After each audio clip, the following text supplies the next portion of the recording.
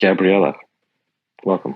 Thank you. It's fascinating listening to you. I've actually just ventured into this space and I'm coming from a place where when I say I just ventured into this space, I'm part of a founding team of a social impact platform called Seva Love, Seva, which means selfless service, and love, which means love. And I wanted to ask you, because I'm really I would say, the collective belief that if we bring consciousness and have that intention to bring it into this new space, I really feel that we can ultimately tip the scales of where I would say in real person this world is right now for good. So maybe I'm innocent, maybe I'm naive, but I really believe that Web3 has that possibility of generating critical mass for good. So whether we're using it through NFTs, whether we're using it for social impact investment or whatever that is, or actually even having these conversations on Twitter space,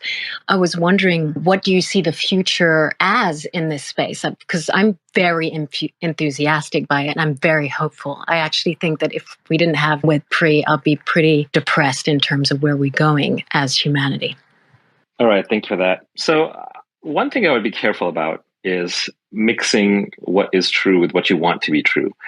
And I see this happening in business a lot, where a new business trend comes up. People are excited about it because they want to make money, but then they also start projecting all their other fantasies onto it. And I would be very careful about that. So what I mean by that is Web3, I think, is really about decentralization. It's about freedom. It's about innovation.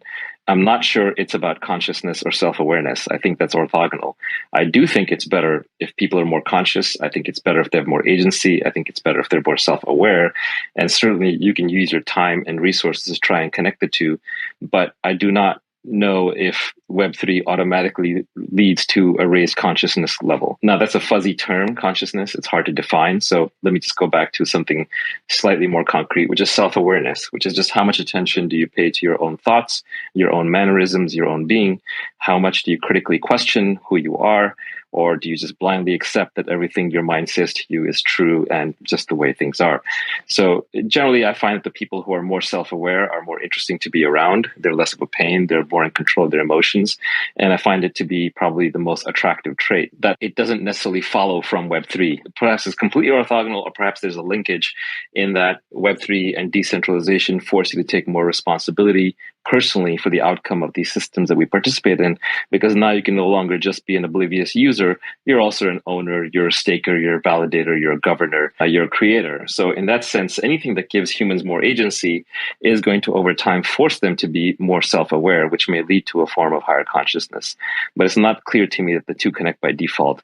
And I would caution you to be careful about connecting them by default, because then you may end up building a business that doesn't actually make sense in the real world. And we want you to be successful so that you can go ahead and spread the consciousness that you want.